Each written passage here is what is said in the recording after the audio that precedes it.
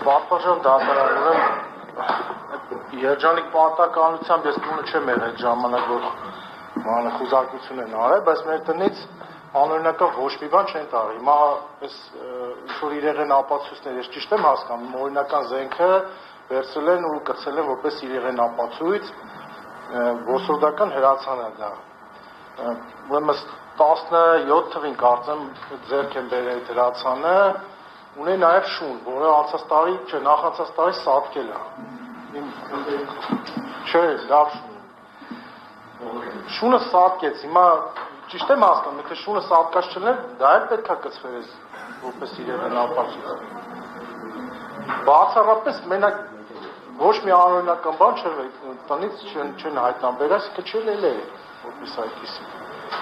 Ու զենքը սպառված է օրինական կարգով, ոնց որ ինքը կա, սեյֆի մեջ, չէր կիզվող պահարանում,